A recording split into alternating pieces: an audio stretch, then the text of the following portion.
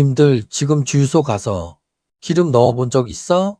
서울 평균 휘발유 가격이 리터당 2,240원을 찍었어. 한 달 전만 해도 1,500원대였는데 단 한 달 만에 700원 넘게 폭등해버린 거야. 50리터 가득 넣으면 한 번에 11만 2천 원이야. 예전 같으면 7만 5천 원이면 됐거든. 한 번 주유할 때마다 3만 7천 원이 더 나가는 거야. 한 달에 4번만 넣어도 기름값만으로 45만 원이 증발해. 님들 월급에서 45만 원이 기름값 하나로 빠지는 세상이 지금 현실이야. 이게 대체 말이 되는 거냐고. 그런데 진짜 소름 돋는 건 이게 시작에 불과하다는 거거든. 에너지경제연구원이 공식 발표한 전망을 보면 지금 이 상황이 2달만 더 가면 유가가 배럴당 179달러, 최악의 192달러까지 간다고 했어. 192달러면 주유소 기름값이 리터당 3,000원을 넘길 수 있어. 한 번 주유에 15만 원이야. 이건 상상이 아니라 공식 기관이 숫자로 찍어 놓은 시나리오야. 경제는 겉으로 안정적이지만 실제로는 호르무즈 해협이라는 폭탄 위에 서 있어. 그래서 오늘은 유가가 왜 150달러, 나아가 192달러까지 갈 수 있는지, 그 과정에서 거대 자본은 어떻게 천문학적인 돈을 벌고 님들 지갑은 어떤 구조로 털리는지, 그리고 우리가 지금 당장 뭘 해야 하는지 싹 다 뜯어왔으니까 딱 집중해봐. 자, 먼저 팩트부터 깔자. 지금 호르무즈 해협에서 정확히 무슨 일이 벌어지고 있는 거냐? 올해 2월 말 미국과 이스라엘이 이란 핵시설과 군사 거점을 동시 공습했어. 이란은 즉각 보복을 선언하면서 호르무즈 해협을 봉쇄해버렸어. 이란 혁명수비대가 해협을 지나는 유조선을 실제로 공격했고 그 뒤로 글로벌 해운사들이 선박 운항을 전면 중단한 거야.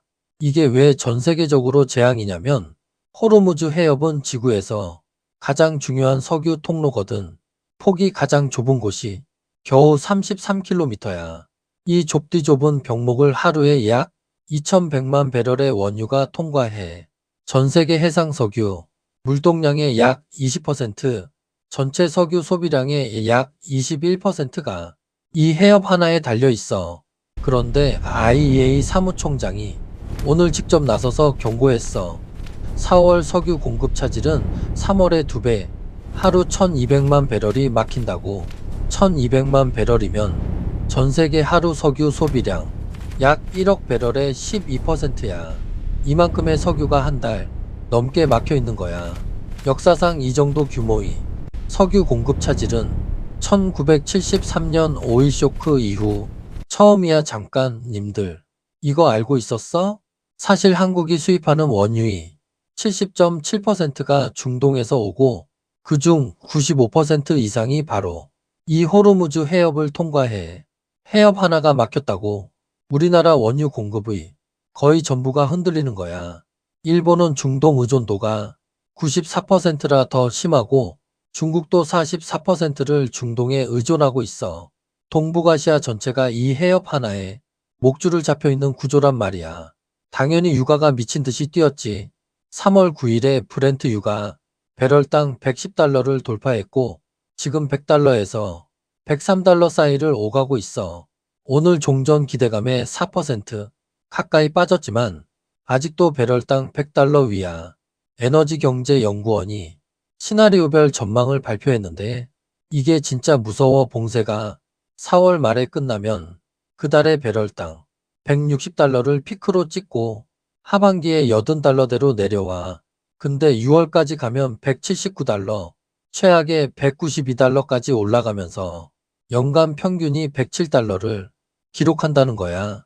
192달러가 어느 정도 수치냐면 2008년 역사상 최고가가 147달러였어. 그걸 가뿐히 30%나 넘겨버리는 숫자야. 자, 그럼 이 유가 폭등이 님들 일상을 어떻게 박살내는지 하나하나 뜯어볼게. 첫째, 기름값 직격탄. 정부가 30년 만에 처음으로 석유 최고 가격제라는 칼을 빼들었어. 이게 뭐냐면 정부가 직접 정유사의 주유소 공급 최고 가격을 정하는 비상조치야. 1997년 유가 자유화 이후 한 번도 발동된 적이 없었거든. 그만큼 지금이 비상사태라는 뜻이야. 1차 최고 가격을 휘발유 리터당 1,724원으로 잡았는데 국제유가가 너무 빨리 뛰니까 2주 만에 2차 최고 가격을 1,934원으로 210원이나 올려야 했어. 이게 정유사 공급 가격 기준이거든. 주유소에서 마진 50원에서 200원을 붙이면 소비자가 내는 돈은 2,000원을 넘겨버리는 거야. 최고 가격제라는 역사상 가장 강력한 무기를 꺼냈는데도 기름값을 못 잡고 있는 거야. 이걸 펭귄으로 비유하면 집에 불이 났는데 소화기를 꺼내봤더니 물이 반밖에 안 차 있는 거야. 뿌려봤자 불은 점점 커지는 상황이야. 둘째, 물가 연쇄 폭탄. 기름값이 오르면 대한민국에서 움직이는 모든 물건의 가격이 올라. 왜냐면 이 나라에서 유통되는 모든 것은 트럭이 실어 나르거든. 경유 가격이 리터당 1,900원을 넘어버렸으니 운송비가 미친 듯이 올라가고 물류비는 곧장 소비자 가격에 전가돼. 배추 한 포기, 계란 한 판, 라면 한 봉지 전부 올라. 한국은행 분석에 따르면 유가가 배럴당 100달러에서 유지되면 소비자 물가가 1.1%포인트 추가 상승의 체감으로는 장바구니 물건이 10%에서 20% 비싸지는 거야.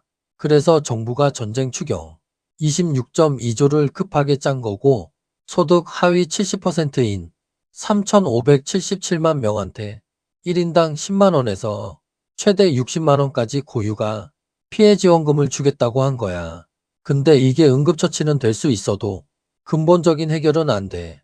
기름값이 계속 오르는데 지원금으로 메꿀 수 있는 한계가 있거든. 셋째, 환율 폭탄. 유가가 오르면 달러 수요가 폭증해.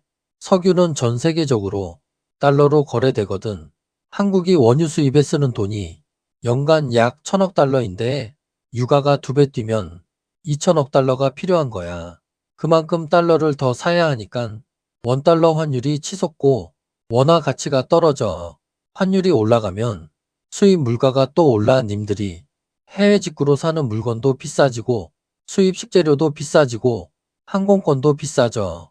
기름값 오르고 환율 오르고 물가 오르고 이 세 개가 동시에 맞물려 돌아가는 죽음의 삼각형이 지금 님들 가계부를 찢어놓고 있는 거야. 여기서 소름 돋는 반전이 있어. 뉴스에선 절대 말 안 해주는 진짜 이유가 있거든. 님들이 주유소에서 2,000원짜리 기름 넣으면서 한숨 쉴 때 거대 자본은 뭘 하고 있는지 알아? 돈을 벌고 있어. 미친 듯이. 진짜 질문은 이 위기에서 누가 웃고 누가 우는가야.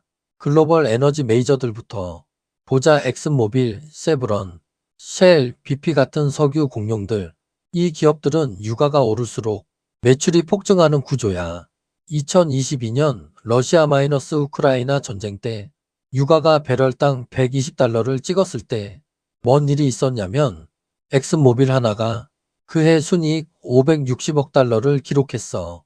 하나로 약 75조 원이야.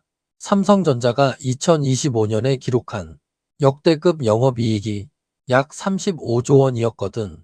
삼성전자의 2배가 넘는 돈을 석유 한 방으로 벌어버린 거야.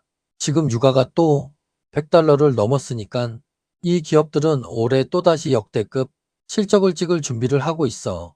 님들이 주유소에서 내는 돈이 이 기업들 분기 실적에 숫자로 꽂히는 거야. 그 다음 월스트리트 헤지펀드들. 이 사람들은 님들보다 먼저 움직여.